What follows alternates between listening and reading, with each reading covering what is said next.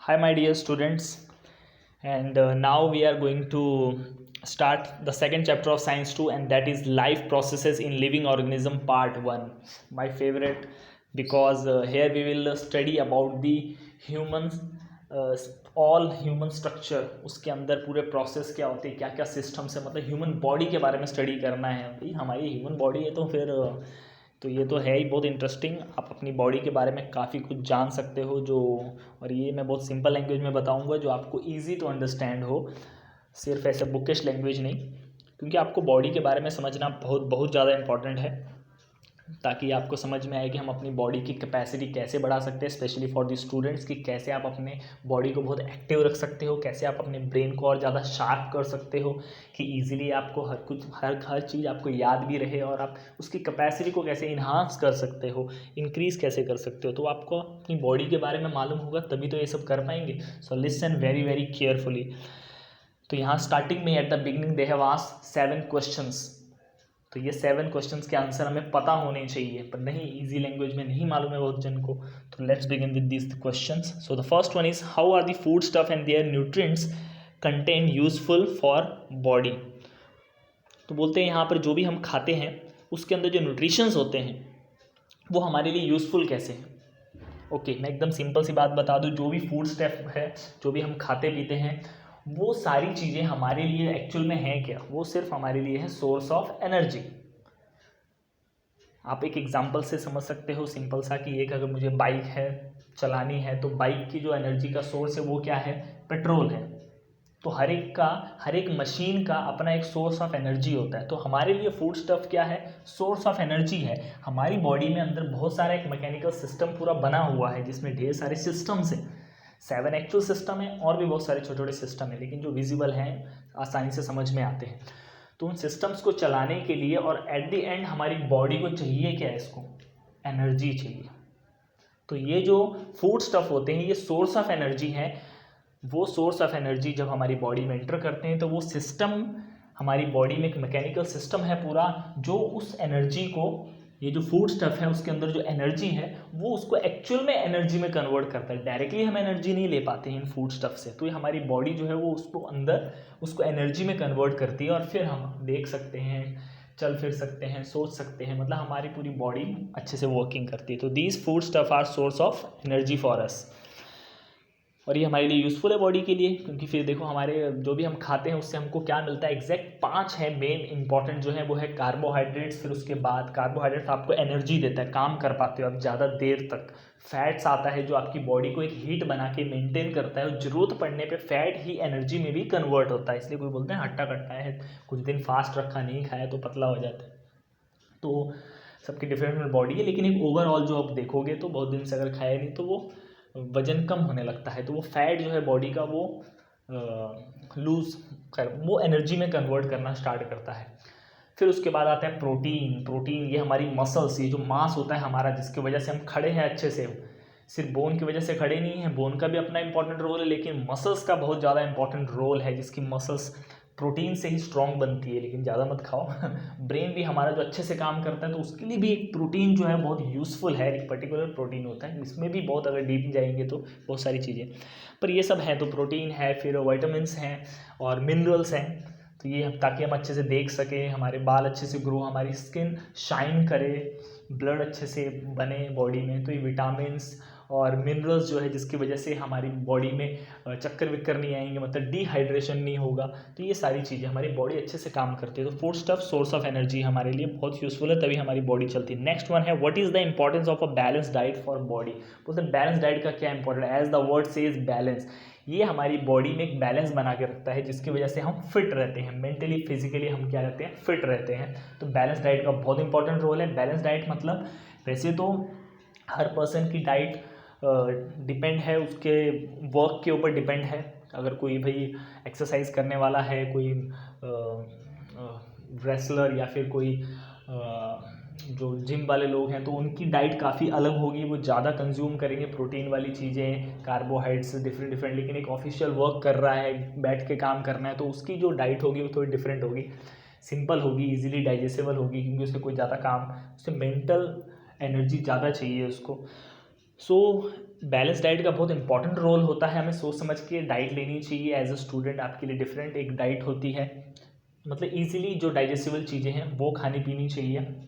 तो फिर भी सब हम लोग एक ही खाना खाते हैं, पर यहाँ पर बैलेंस डाइट मतलब कि जिस डाइट्स की वजह से आपको जो भी इसेंशियल मतलब कि ज़रूरी जो न्यूट्रिएंट्स हैं वो सारे मिल सकें, जो मैंने बताया ना, कार्बोहाइड्रेट्स, फैट्स, विटामिन्स, फिर मिनरल्स और प्रोटीन, ये सब मिल सकें। बाकी फिर आपकी एक्टिविटीज़ के ऊपर डिपेंड है, आपकी जैसी एक्टिविटी है उसके हिसाब से आप ज़्यादा मसल्स बनानी है तो प्रोटीन इंटेक बढ़ा सकते हैं।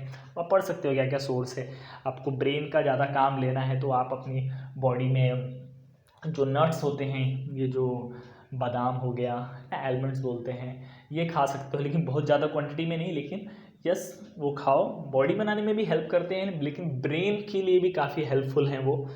तो ऐसे पर्टिकुलर डाइट होती है हर एक के लिए। जिसको भी मेंटल वर्क ज़्यादा करना है तो उसे ऐसी चीज़ें कंज्यूम करनी जो ईजिली डाइजेस्टेबल हो। ओके, नेक्स्ट वन आ जाते हैं, which different functions are perform by muscles in body. आ गया मसल्स का रोल। फर्स्ट ऑफ ऑल पहले क्लियर करो, अगर हम एक बॉडी बनाओ, कुछ नहीं, कंस्ट्रक्शन वर्क है, जैसे घर बनाते हैं, सीमेंट लगा रहे, बीच में सरिया लगा रहे, फिर वायरिंग लगा रहे हैं, है ना, पूरा, जिसकी वजह से इलेक्ट्रिसिटी, यही 3 चीज़ें तो है मेन उसमें। वैसे हमारी बॉडी में क्या होता है, बोन जो है वो पहला स्ट्रक्चर है ना। अगर घर बनाते हुए कभी कंस्ट्रक्शन वर्क देखा है तो सरिया लगाया जाता है पहले, तो वैसे ही बोन है हमारी बॉडी का स्ट्रक्चर। फिर उसके अंदर क्या फिट की जाती हैं, ये जो हमारी बॉडी में। फिर सेकंड इंपॉर्टेंट देखें तो फिर वायरिंग का काम है, जो नर्वस सिस्टम बोलते हैं, है ना, नर्व्स लगती हैं जिसकी वजह से हमें हर एक चीज़ पता चलती है। पाँव में चींटी ने काटा तो फटक से पता चलता है। नर्वस सिस्टम में पतली पतली वायर जैसी नर्व्स हैं, वो रहती है। और उसके बाद इन दोनों को अच्छे से होल्ड करके रखना, वो मसल्स का काम है, जो आपको दिखाई देती हैं, चाहे कोई बॉडी बिल्डर हो या ना हो, उसके अंदर मसल्स होती हैं। बस उनके अंदर थोड़ी ज़्यादा डेवलप हो जाती हैं उनकी मसल्स, और किसी की थोड़ी कम रहती है। तो ये जो भी मास दिख रहा है आपको ऊपर से, जो आपकी स्किन दिख रही है, वो रियल में पूरा क्या है, वो मसल्स है। मसल्स का बहुत मोस्ट इंपॉर्टेंट रोल है, क्योंकि मसल्स की वजह से ही आप खड़े हो। आप सिर्फ बोन की वजह से ही खड़े नहीं हो, बोन का भी इंपॉर्टेंट रोल है, लेकिन मसल्स का बहुत ज़्यादा रोल है। मसल्स का काम है इन दोनों को कंबाइन करना, बोन को और जो नर्वस सिस्टम है, उन दोनों को अच्छे से कंबाइन होल्ड करके रखना। मसल्स की वजह से आप अच्छे से खड़े हो, बैंड हो सकते हो, यहाँ वहाँ झुक सकते हो, उठा सकते हो कोई चीज़। तो मसल्स का बहुत इंपॉर्टेंट रोल है। अगर आपकी मसल्स ज़्यादा स्ट्रांग है, जो एक्सरसाइज और प्रोटीन इंटेक से, बस सिर्फ प्रोटीन ही नहीं है, लेकिन यस, प्रोटीन मसल्स बनाने में काफ़ी हेल्प करता है, लेकिन कितना लेना है वो एक न्यूट्रिशन से पता होना चाहिए अपनी नीड के हिसाब से।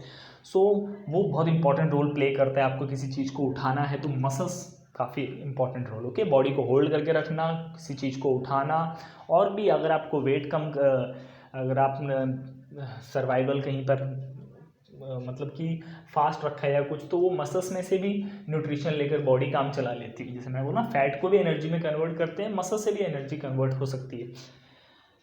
तो ये मसल्स के इंपॉर्टेंट रोल हैं। स्ट्रेंथन मतलब स्ट्रेंथ बनती है इससे एक इंसान का। फिर वो स्ट्रेंथ जो उसके इतना अंदर रहेगी, ज़्यादा वेट उठा सकता है, वो उसके अंदर मस्कुलर एनर्जी बहुत ज़्यादा होगी, जिसके अंदर जितनी ज़्यादा मसल्स, और मसल्स स्ट्रेंथ, उसके अंदर पावर कितनी है, मसल्स को और आप स्ट्रॉन्ग बना सकते हैं। एक तो मसल्स बनाना, फिर उसको मेंटेन करके उसको और उसकी स्ट्रेंथ बढ़ाना। तो ये डिफरेंट डिफरेंट फंक्शन होते हैं मसल्स के। बॉडी को होल्ड करके रखना, बॉडी के अंदर स्ट्रेंथ रखना, और काफ़ी प्रोटेक्ट करती है हमको ये डैमेज वगैरह से भी। अगर आपकी मसल्स अच्छी है तो आपको ठंडी में ज़्यादा ठंडी नहीं लगेगी। फिर आपको कभी कुछ लग गया चोट तो वो आपको प्रोटेक्ट भी करती है बॉडी को, है ना। किसी पहलवान को मारो, कुछ असर नहीं होता है जल्दी। तो नेक्स्ट आ जाते हैं, what is the importance of digestive juices in digestive system. ये डाइजेस्टिव सिस्टम जो है हमारा, सीधा हम पेट पकड़ लेते हैं, लेकिन डाइजेस्टिव सिस्टम तो डाइजेस्टिव सिस्टम में बोलते हैं जो जूसेस होते हैं उनका क्या इंपॉर्टेंट रोल है। यस, बहुत इंपॉर्टेंट रोल है, पर पहले थोड़ा सा आप डाइजेस्टिव सिस्टम को समझो। डाइजेस्टिव सिस्टम के जो ऑर्गन है, वो सबसे पहले डाइजेस्टिव सिस्टम शुरू हो जाता है माउथ में ही। तो जो सलाइवा है वो मिक्स होता है। अगर हम जूसेस पकड़ें तो एक सलाइवा है, ये भी एक टाइप का जूस ही है सलाइवा। जब खाते हो आप तो उसमें जो पानी मिक्स होता है, वो ज़्यादा मिक्स तभी होता है जब आप टेस्टी फूड खाते हो। इसलिए आपको टेस्टी और हेल्दी फूड खाना चाहिए। सिर्फ ये नहीं कि वो हेल्दी फूड है लेकिन टेस्टी ज़रा भी नहीं, मतलब आपके मुंह में पानी आना चाहिए। या तो हार्ड वर्क अच्छे से करो, सब कुछ टेस्टी लगेगा, या फिर टेस्टी फूड भी खाओ दिन में कम से कम एक बार। आपका टेस्टी फूड जिसको कि मतलब स्मेल करके आपके मुंह में पानी आ जाए, क्योंकि वो बहुत अच्छे से उसका डाइजेशन बहुत अच्छे से होगा और आपकी बॉडी में बहुत अच्छे से एनर्जी बनेगी जो आप चाहते हो, एक्टिव रहना चाहते हो, है ना। बहुत जिनको देखते हैं उनका फेवरेट डिश अगर सामने आ जाए तो ही वो एक्टिव हो जाते हैं, वो सिर्फ उसको बॉडी मतलब जस्ट उसको फील करके भी एनर्जेटिक हो जाती है, तो अंदर जाके तो और इफेक्ट अच्छा रहता है।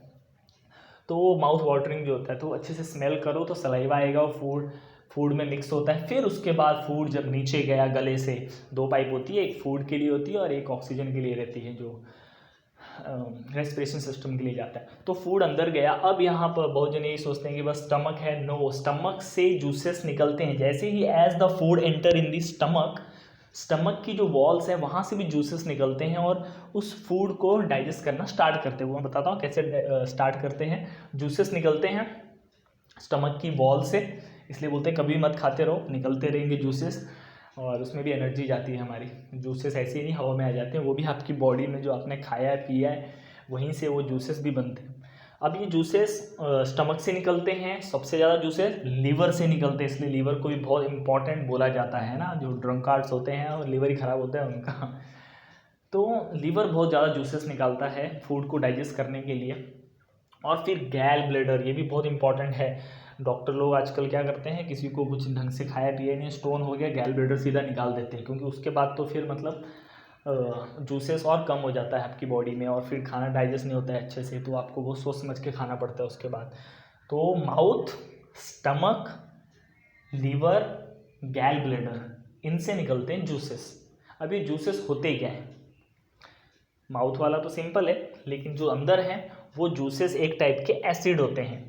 तो ये एसिड है, क्यों ये एसिड होते हैं, क्योंकि अंदर इनको फूड को क्या करना है, पूरा पिघला देना है, इसलिए शुद्ध हिंदी में इसको जठर अग्नि भी बोलते हैं। तो आग नहीं लगी है कहीं, आग के भी अलग अलग टाइप होते हैं, तो वैसा ये एसिडिक होती है। तो ये एसिड होता है एक टाइप का, काफ़ी कम पावर वाला होता है कि बस फूड को पचा सके, इसलिए बोलते हैं कि आप अच्छे से चबा के खाओ, फूड को बहुत अच्छे से चबा के खाना चाहिए, तो ये जूसेस कम निकलते हैं क्योंकि इजीली डाइजेस्ट। अगर आप सीधा फटाफट निकलते जा रहे हो, बड़ा टेस्टी और सीधा पेट में, तो जूस ज़्यादा निकलेगा उसको। अपने मिक्सर में कभी देखा होगा, कुछ पीसना है तो उसको थोड़ा छोटे छोटे पीसेस में काट के फिर डालते हैं तो जल्दी हो जाएगा, कम इलेक्ट्रिसिटी जाएगी, कम पावर जाएगी। तो ये इसलिए आपको आराम से चबा के खाना चाहिए ताकि जूसेस कम निकले, तो आपकी एनर्जी बनी रहेगी बॉडी में। तो ये जूसेस जो होते हैं एक टाइप का एसिड होता है जो खाने को अच्छे से पिघला देता है उसको, क्योंकि जैसे ही वो पूरा अच्छे से पिघलेगा तभी तो उसमें से न्यूट्रिशन एब्जॉर्ब करेगी हमारी बॉडी, क्योंकि स्टमक के साथ फिर आगे वो इंटेस्टाइन में जाता है, स्मॉल में, लार्ज में, तो आगे वो वेन्स होती हैं वो एब्जॉर्ब करती रहती है। जैसे आप आम लेते हैं ना, कोई फ्रूट लिया करके ऐसे चूस लेते हैं तो पूरे न्यूट्रिशन खींच लेते हैं उसके, और फिर बस फ्रूट ही बच जाता है सूखा सा। तो वैसा वो जो वेन्स होती है वो भी वैसे ही एब्जॉर्ब करती है उसमें से, तो न्यूट्रिशन निकाल लेती हैं और डायरेक्ट जाके सीधा वो ब्लड में न्यूट्रिशन जो है। सो यही था यहाँ पर कि इनका डाइजेस्टिव जूसेस का इंपॉर्टेंस क्या है कि ये फूड को मेल्ट करने में काफ़ी हेल्प करते हैं, और मेल्ट होगा तो क्या होगा, उसमें से न्यूट्रिशन अच्छे से निकल पाएंगे और हमारे ब्लड में जाएंगे, और ब्लड में जितना न्यूट्रिशन होंगे आप उतने ज़्यादा एनर्जेटिक और एक्टिव होंगे, क्योंकि पूरी बॉडी में ब्लड ही फ्लो करता है। जब ब्लड फ्लो नहीं करता है, सुना होगा किसी को लकवा मार गया तो क्या होता है, ब्लड नहीं फ्लो कर पाता है उसके उस पार्ट में, इसलिए प्रॉब्लम हो जाती है, वो पार्ट चलता ही नहीं है फिर, इसलिए डाइजेस्टिव जूसेस बहुत इंपॉर्टेंट है। Next, which system is in action for removal of waste material produced in human body. अब बोलते हैं ये कौन सा सिस्टम है। As I told you there are 7 system, और भी बहुत डीप छोटे छोटे सिस्टम्स होते हैं जो पता नहीं है, माइन्यूट होते हैं, लेकिन जो मेजर सिस्टम है वो 7 ही है। उन्हीं में से एक सिस्टम बोलता है, वो किस चीज़ के लिए, रिमूवल ऑफ वेस्ट मटेरियल, अच्छे से पता होगा, एक्सक्रिएटरी सिस्टम बोलते हैं, जिसमें कि वेस्ट मटेरियल निकाल दिया जाता है। वेस्ट मटेरियल निकालते हुए हम सिर्फ यही सोचते हैं हाँ 2 नंबर हो गया वही है, नहीं, हमारा जो बॉडी से जो भी हार्मफुल चीज़ें जो निकाली जाती हैं हमारी बॉडी से, तो वो डिफरेंट तरीके से निकलती है। फॉर एग्जांपल जो वाटर है वो हमारी स्किन से भी निकलता है, तो स्किन भी एक ऑर्गन है, skin is also an organ of excretory system, क्योंकि स्किन से पसीना निकलता है तो वेस्ट मटेरियल वो निकल जाता है। फिर जो किडनी है वो हमारी जो वेस्ट मटेरियल जो मैंने बोला ना, जैसे डाइजेस्टिव सिस्टम में अगर आप एब्जॉर्ब कर लेते हो, जो बच गया उसका क्या करेंगे, पानी को भी अलग किया जाता है जूसेस में। आपने दूध पिया है तो दूध से न्यूट्रिशन अलग निकाल लिए जाएंगे और उसका जो पानी है वो किडनी उसको क्या कर देगी, आगे क्लियर करेगी। तो टॉयलेट के थ्रू निकल जाता है। तो किडनी भी इम्पॉर्टेंट ऑर्गन है जो क्या करती है, आपके ब्लड के लिए भी इम्पॉर्टेंट है वो प्योरीफाई करने के लिए, लेकिन टॉयलेट के लिए भी। फिर और नीचे के मटेरियल ऑर्गन है वो अच्छे से मालूम हो गए। तो वो सिस्टम पूछा है तो वो एक्सक्रीटरी सिस्टम होता है, मोस्ट इम्पॉर्टेंट सिस्टम है, क्योंकि एनर्जी तभी आएगी जब वेस्ट मटेरियल बाहर निकलेगा। अगर अंदर गंदगी होगी तो फिर आपकी बॉडी में ढंग से एनर्जी नहीं बनेगी। नेक्स्ट है what is the role of circulatory system in energy production. Now listen very very carefully. यहाँ पर है एनर्जी प्रोडक्शन। देखो जो भी हम खा पी रहे हैं वो मेन इसीलिए है एनर्जी के लिए, कि आपकी बॉडी के अंदर एनर्जी आए, ताकि आप फिजिकली और मेंटली फिट रहो, सब काम कर पाओ, हेल्दी रहो, इम्यून सिस्टम अच्छा हो, बीमारियों से बचे रहो। तो वो होगा कब, जब एनर्जी होगी बॉडी में, तभी तो कुछ कर पाओगे, एक्सरसाइज होगा, कुछ भी कर पाओगे, तभी तो कर पाओगे जब एनर्जी होगी। तो बोला इसमें सर्कुलेटरी सिस्टम का क्या इंपॉर्टेंट रोल है। यस, सर्कुलेटरी सिस्टम का मेन ऑर्गन जो है वो क्या है, अगर एकदम मेन, ऐसे और छोटे छोटे और भी ऑर्गन है, लेकिन मेन ऑर्गन देखा जाए तो वो हार्ट है। हार्ट क्या करता है, ब्लड को पंप करता है।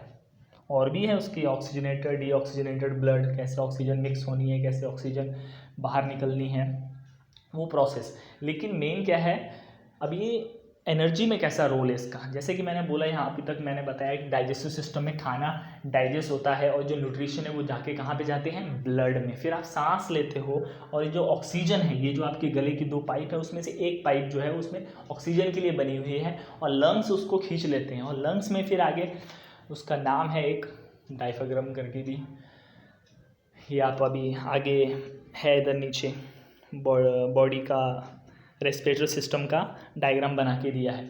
तो जब आप एकदम सिंपल वर्ड में बता रहा हूँ, जैसे आपने सांस ली, ओके, पहले खाने के जो न्यूट्रिशन है वो ब्लड में गए, उसके बाद आप सांस लेते हो तो वो भी जो ऑक्सीजन है वो आपके लंग्स की हेल्प से, लंग्स में ही आगे और वेन्स वगैरह लगी होती हैं, जो होते हैं राउंड राउंड करके भी, वहाँ पर कलेक्ट होती हैं, उनको हम बोल सकते हैं ऑक्सीजन के सस्पेंचे जैसे होते हैं, उनमें कलेक्ट होती है और वहाँ से वो आगे पूरा वेन्स सिस्टम बना होता है। वेन्स मतलब पतली पतली पाइपें हैं, तो वो ऑक्सीजन को खींचती हैं और वो डायरेक्ट कहाँ पहुँचा देती हैं, ब्लड में। और ब्लड में भी सिर्फ ब्लड नहीं है, ब्लड सेल्स होते हैं। ऐसे तो पूरी बॉडी सेल से बनी हुई है, लेकिन ब्लड सेल हैं, न्यूट्रिशन उसमें है। अब ये ब्लड, अब ये ऑक्सीजन वहाँ पर जाएगी, अब ये दोनों वहाँ पर ब्लड में आके मिलते हैं। इसलिए बोलते हैं yoga most important hitech exercise है, क्योंकि उसमें ऑक्सीजन का बहुत इंपॉर्टेंट रोल। जितनी ज़्यादा ऑक्सीजन आप इनटेक करोगे, एट मॉर्निंग लोगे तो बहुत अच्छा है, क्योंकि प्योर होती है वो, कुछ उसमें मिक्स नहीं होता है उस टाइम पे, प्योर। तो वो ऑक्सीजन ब्लड में जाती है, न्यूट्रिशन ब्लड में, ओके। विटामिन ए बी, जो भी ABCD सब आ गए, B12 वगैरह सब ऑक्सीजन में, और यहाँ से ऑक्सीजन भी ब्लड में। तो न्यूट्रिशन भी और ऑक्सीजन भी ब्लड में आके मिलते हैं और फिर वहाँ पर वो ऑक्सीजन क्या करेगा, बर्न करेगा उसको। ये कहाँ पर बनता है, माइटोकॉन्ड्रिया करके बोलते हैं, उसमें ATP। फिर मैं सिंपल वर्ड्स में आपको यहाँ पर बता रहा हूँ, वो डिटेल में नीचे है। तो वहाँ पर दोनों आके जब मिलते हैं तो ऑक्सीजन जो है, अगर आपको ऑक्सीजन का भी एक इंपॉर्टेंट रोल पता हो, ये बर्निंग में हेल्प करता है। तो ये बर्न करता है अंदर और फिर बनती है 3 चीज़ें बनती हैं। तब जब ऑक्सीजन आके न्यूट्रिशन को बर्न करती है तो 3 चीज़ें बनती है, एनर्जी बनती है, दूसरी चीज़ वाटर अलग होता है, और तीसरा चीज़ कार्बन डाइऑक्साइड बनती है, जो फिर हम सांस छोड़ते टाइम निकल जाती है। उसके लिए भी वेन्स बनी हुई है। तो ये होता है। तो सर्कुलेटरी सिस्टम का एनर्जी में तो बहुत इंपॉर्टेंट रोल है सर। मतलब अगर आपको पता हो तो बिना ऑक्सीजन के भी एक होता है एरोबिक सिस्टम और एक एरोबिक सिस्टम भी है, लेकिन मोस्ट ऑफ जो एनर्जी बनती है वो ऑक्सीजन से ही बनती है। ऑक्सीजन है तो एनर्जी बहुत ज़्यादा बनेगी। इसलिए अगर आप देखेंगे, थोड़ा सा हिंट अभी याद आ गया मुझे, रामायण में बताया था, ये सॉरी महाभारत में है, कि भीम को ज़्यादा पावर नहीं है as comparing to Hanuman ji. उसमें एक है इंसिडेंट पूंछ का, तो वहाँ हमको बताना चाहते हैं कि आप ज़्यादा खा के आपको बहुत ज़्यादा पावर नहीं आने वाली है। भीम को भी अपनी पावर थी, लेकिन हनुमान जी को उससे भी कई ज़्यादा गुना पावर है। वो क्यों? क्योंकि हनुमान जी को बोलते हैं पवन पुत्र, क्योंकि ऑक्सीजन, हवा, तो हवा के अंदर बहुत ज़्यादा एनर्जी होती है। फूड से भी ज़्यादा एनर्जी उसके अंदर है। आप फूड थोड़ा कम खाओ लेकिन ऑक्सीजन का इंटेक अच्छा लो, ओके। एक्सेस बहुत ज़्यादा आप रख नहीं पाओगे, जितनी ज़रूरी है आपकी बॉडी के लिए उतनी ही बहुत एक्टिव रहोगे। तो ऑक्सीजन बहुत इंपॉर्टेंट रोल है, एनर्जी रिप्रोड्यूस यही करता है, न्यूट्रिशन को भी अंदर जितने भी न्यूट्रिशन है उनको फटाफट बर्न करता है और ऑक्सीजन और एनर्जी बनाते चलता है। तो एनर्जी ऑक्सीजन से रेडी होती है। ओके, एक एन एरोबिक सिस्टम भी है जिसमें ऑक्सीजन का यूज़ नहीं होता, लेकिन वो एनर्जेटिक ज़्यादा नहीं होती है बॉडी। नेक्स्ट आ जाता है how are the various processes occurring in the human body control. बोलते हैं जितने प्रोसेस हो रहे हैं अंदर, डिफरेंट प्रोसेस, डिफरेंट सिस्टम्स हैं, हर एक सिस्टम है और सिस्टम में जो चलता है उन चीज़ों को प्रोसेस बोलते हैं, है ना। जैसे डाइजेस्टिव सिस्टम है तो उसके अंदर ये जो पूरा हुआ, खाना लिया, खाया, पूरा न्यूट्रिशन निकले, तो वो प्रोसेस है। तो बोलते हैं ये प्रोसेस कंट्रोल कैसे होती है ह्यूमन बॉडी में। तो as you know very well कि ये हर ऑर्गन्स पूरे सिस्टम में अपना एक कोऑर्डिनेशन है ना। हमारा आसपास में कोऑर्डिनेशन नहीं होता है, लेकिन ऑर्गन्स का अच्छे से कोऑर्डिनेशन है अंदर। तो वो एक दूसरे के साथ एकदम मिलजुल के काम करते हैं अंदर। वो देखा जाएगा तो हम सोचेंगे हाँ ब्रेन कंट्रोल कर रहा है सब, ब्रेन भी कंट्रोल कर सकता है, लेकिन वो ब्रेन ही कंट्रोल करता देखा जाए तो, लेकिन वो एक ऐसा है कि आप चाहोगे तो भी कंट्रोल होगा, नहीं चाहोगे तो भी वो कंट्रोल हो ही रहा है अंदर। इसलिए बोलते हैं कॉन्शियस होके देखो तो बहुत इफेक्ट पड़ता है। आप काफ़ी हद तक अंदर के प्रोसेस को भी कंट्रोल कर सकते हो अगर आप कॉन्शियस होके करते हो। अदरवाइज चल रहा है, सांस आप नहीं भी लोगे तो भी चल रही है, और आप ले भी सकते हो। अच्छे से खाना खाने के बाद थोड़ी देर बैठे, एक प्रॉपर योगा होता है, उसके बाद अच्छे से वॉक किए, दिन भर अच्छे से मेहनत किए तो डाइजेशन बहुत अच्छे से होगा। और अगर आप कुछ नहीं करोगे तो भी डाइजेशन होगा, थोड़ा स्लो होगा। कुछ एक्सरसाइज वगैरह अच्छे से करोगे, काम ज़्यादा हार्डवर्क करोगे तो बहुत अच्छे से डाइजेशन होगा। बाथरूम गए और 1 मिनट में बाहर सब साफ। तो इन हाउ मैनी वेज, तो ये प्रोसेस कैसे कंट्रोल होते हैं, तो ये अगर फिर भी मैं बता दूं तो चाहे आप अपने डिज़ायर से करो या मत डिज़ायर करो, सिस्टम चल ही रहे अंदर, क्योंकि उनके बीच में अपना एक कोऑर्डिनेशन है। हर ऑर्गन के बीच में, हर सिस्टम के बीच में कोऑर्डिनेशन है। खाना अंदर आएगा, आप खाओगे, उसके बाद अंदर वो जाएगा, बरोबर ऑक्सीजन भी जाएगी और अंदर रिमूवल भी होगा, वेस्ट मटेरियल भी निकलेगा। आप चाहो नहीं चाहो ज़्यादा देर रोक नहीं सकते, टॉयलेट हो या कुछ भी हो। लेकिन फिर भी हम देखें कंट्रोल कैसे होता है तो ब्रेन से कंट्रोल होता है, और जो हमारे जो स्पाइनल कॉर्ड और उसका जो नर्वस सिस्टम है ये काफ़ी कंट्रोल करता है, क्योंकि इन्फॉर्मेशन देता है ना। भूख लगी है तो वो वेन्स बताती हैं, मैसेज पहुंचाती है ऊपर तक, तो टॉयलेट आ रहा है, मैसेज पहुंचता है, तो सब पता चलते चलता है। तो एक ब्रेन कंट्रोल करता है, नर्वस सिस्टम जो है वो, स्पाइनल कॉर्ड भी बहुत इंपॉर्टेंट रोल, वही तो मेन नेटवर्क है कनेक्ट करने वाला। तो यही थे 7 क्वेश्चंस के। अब थोड़ा हम आगे रीड कर लें, एक पेज कर लेते हैं। कितना हो गया टाइम, अरे बाप रे 22 मिनट हो गए इसी में, थोड़ा सा ले लेते हैं फटाफट। Living organism and life processes, various organ system are continuously performing their function in human body.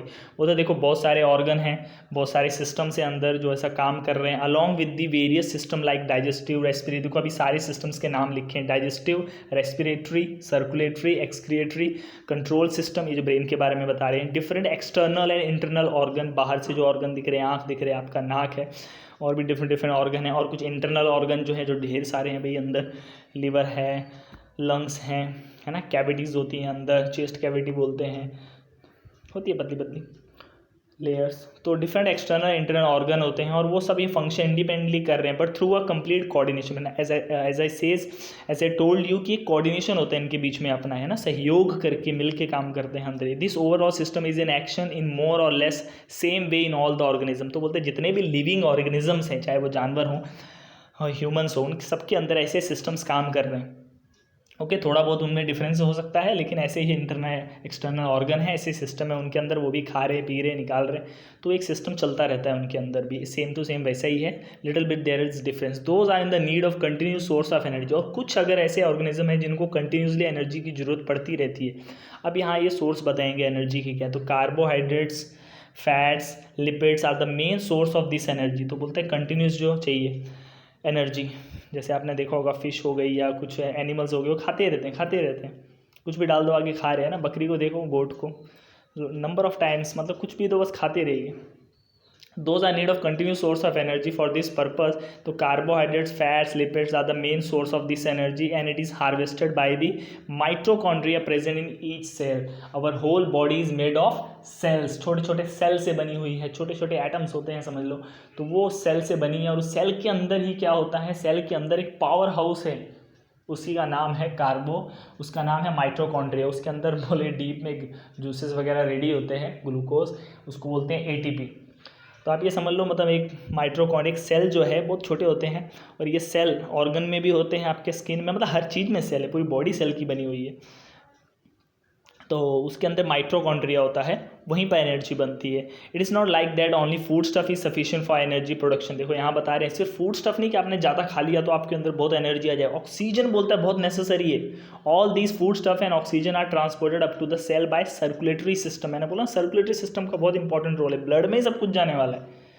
Oxygen भी वहाँ आएगी, उधर ही आके मिलते हैं, ऑक्सीजन भी वहीं पर आके मिलती है न्यूट्रिशन से ब्लड में, तो वहाँ पर मिलते हैं। तो ऑक्सीजन भी बोलते हैं बहुत इंपॉर्टेंट रोल प्ले करती है। Beside it is coordinated by the control system of the body. तो जो बॉडी की कंट्रोल सिस्टम है ना, ब्रेन कर रहा है हैंडल, तो वो सब बोलता है वहाँ पे सब चलता रहता है ऐसा अच्छे से सिस्टम से। It is coordinated by the control system of the body, that is each life process contribute in its own way in the process of energy production. तो यहाँ बता रहे हैं कि जो भी हमारी बॉडी में देखो हम जो भी खा पी रहे हैं वो मेन किस चीज़ के लिए, एनर्जी के लिए ही है। तो ये बोलते हैं सारे प्रोसेस और सारे सिस्टम जो उसमें कंट्रीब्यूट करते हैं, लाइफ ऐसे चल रही है कि सब उसमें क्या कर रहे हैं, कंट्रीब्यूट कर रहे हैं, हेल्प कर रहे हैं। Functioning of all these life process also require energy. लेकिन बोलते हैं ये सारे ऑर्गन काम कर सके उसके लिए भी क्या चाहिए, एनर्जी, है ना। जब माँ के पेट में होते हैं तो हमारी बॉडी पूरी काम कर रही है, क्यों? क्योंकि वो माँ से एनर्जी मिल रही है। बाहर आते हैं फिर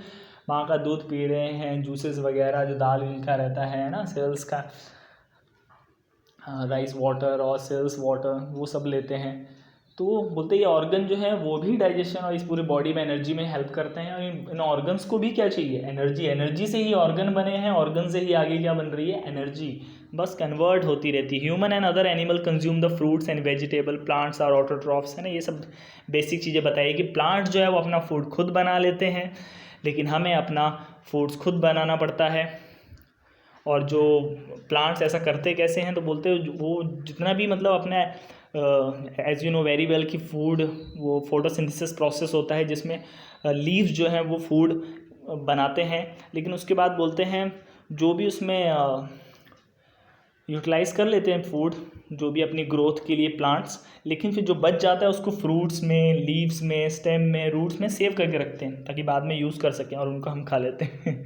तो we consume all these various plant material, लेकिन सब प्लांट्स को हम खा लेते हैं ना। जैसे कुछ फ्रूट्स आ गया हम खा जाएंगे उसको, उस फ्रूट्स के अंदर भी प्लांट ने अपनी एनर्जी रखी होती है एक डिफरेंट फॉर्म में कि आगे ग्रोथ में हेल्प मिलेगा, और उसे हम खा लेते हैं फिर आगे। तो we consume all these various plants material and obtain different nutrition. तो उसने वो न्यूट्रिशन बनाए अर्थ की हेल्प से और सन की सोलर एनर्जी की हेल्प से। प्लांट ने वो फूड, ये बता रहे हैं कि देखो कैसे सोर्स आया कहाँ से है, सन ही एटलीस्ट सोर्स ऑफ एनर्जी, वहाँ से वो प्लांट्स उस एनर्जी से क्या बनाता है, फ्रूट्स वगैरह ये सब बना रहा है, और उसको हम कंज्यूम कर लेते हैं। मतलब उसमें जो एनर्जी है फिर वो हम ले लेते हैं एनर्जी। और हमको भी वो एनर्जी मिलती कैसे है, तो वो आगे फिर बताया है कि यहाँ पर दिए हैं carbohydrates, fats, protein, vitamins, mineral etcetera. अब बोल रहे हैं which food material do we consume to obtain this nutrition. अगर आपको ये न्यूट्रिएंट्स चाहिए तो आपको किस किस चीज़ से मिलता है, तो एक एक करके बता रहे हैं। जैसे कार्बोहाइड्रेट्स है ना, ये एनर्जी के लिए ताकि आप ज़्यादा देर तक काम कर सको, तो ये मिल्क से मिलता है। फ्रूट से जैगेरी, ये जो गुड़ होता है वो डिफरेंट डिफरेंट टाइप्स के होते हैं, गाँव में थोड़ा थोड़ा मिट्टी के रंग का होता है, वो ज़्यादा बेटर है जैगेरी। फिर केन शुगर है ना, शुगर केन से जो बनती है शक्कर, शुगर वो वाली। फिर vegetables, potato, sweet meat, cereals like wheat, maize, jowar, millet, rice etcetera. तो ये सब बोलते हैं इनसे 4 किलो कैलोरी मिल जाती है। 4K लिखा है किलो कैलोरी। 1 ग्राम कार्बोहाइड्रेट्स देख लेने का, सोच समझ के खाने का, वो उतना नहीं काउंट। वो जो उस फील्ड में होते हैं, स्पोर्ट्स प्लेयर हैं, जिम्नास्टिक में हैं, जिम में हैं, उन लोग को बहुत मेज़र करके खाना होता है, हम लोग फिर भी हिसाब से खा सकते हैं। तो बस यही दिया है कि एनर्जी सोर्स कहाँ से है मेन, और कैसे कैसे हम कंज्यूम करते हैं, और हमारी बॉडी के लिए क्या यूज़ है। तो आपको भी सोच समझ के खाना पीना चाहिए, और एक्सपेरिमेंट करो किस फूड से आप पे क्या इफेक्ट पड़ रहा है। ज़्यादा फैट वाली चीज़ें मत खाओ, वो जल्दी डाइजेस्ट नहीं होता है। अगर आपको अपना टेस्टी फूड खाना है, जैसे कि कुछ हार्ड फूड्स हो गए, मीट हो गया, या फिर घी हो गया या फ्राई वाली चीज़ें हो गई, तो ये इजीली डाइजेस्ट नहीं होते हैं क्योंकि इसमें हमारा बहुत ज़्यादा जूसेस निकलते हैं, क्योंकि उनको मेल्ट कर पाना इतना आसान नहीं होता है, उनको ब्रेक करना, उनके मॉलिक्यूल्स को एक फ्राई वाली चीज़ें जो होती हैं, ऑयल जो होता है, ऑयल को ब्रेक करना इतना आसान नहीं होता है। प्रोसेस हो गया ना उसमें एक फ्राई करने वाला, जिसमें प्रोसेस हो गया उसमें वो काफ़ी टफ पड़ता है, तो सोच समझ के खाना चाहिए, उसमें बहुत एनर्जी जाती है। हार्ड वर्क करो तो आप सब डाइजेस्ट कर सकते हो, उसमें जूसेस अच्छे बनते हैं। अब यहाँ एक छोटा सा क्वेश्चन दिया कि many player are seen consuming some food stuff during the break of game. हाँ, गेम में ब्रेक मिलता है तो कुछ ऐसा पीते रहते हैं वो, तो वही होता है, ग्लूकोज रहता है वो, क्योंकि वो तुरंत बर्न होता है हमारी बॉडी में और एनर्जी दे देता है, क्योंकि उसमें कुछ ऐसा है नहीं कि वो मतलब डायरेक्ट वो निकाल लिए है, न्यूट्रिशन ही डायरेक्ट दिए जा रहे हैं, जैसे डॉक्टर मेडिसिन दे देते हैं ना हमको विटामिन की ABCD, ऐसे खाने नहीं चाहिए वो सब, बीमार पड़े तभी खाओ, अदरवाइज़ नहीं, क्योंकि हमारी ह्यूमंस बॉडी को उसकी हैबिट नहीं है, इतने लाखों करोड़ों सालों से फूड खा के एनर्जी ले रहे हैं, अब जाके दवाइयों से ले रहे हैं, बीमार होने पे लेना चाहिए।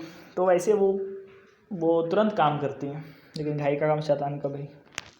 Y may be the player consuming this food stuff, तो बोलते हैं बीच बीच में क्यों खाते रहते हैं वो लोग, कुछ पर्टिकुलर चीज़ें खाते हैं, फूड स्टफ का मतलब खाना खाने नहीं बैठ जाते हैं, वही ग्लूकोज वगैरह लेते हैं, वाटर पीते हैं, कुछ ड्रिंक्स होती है उनकी वो पीते हैं, तो वो क्योंकि वो एनर्जेटिक बनाती है उनको तुरंत। ठीक है, सी यू सून।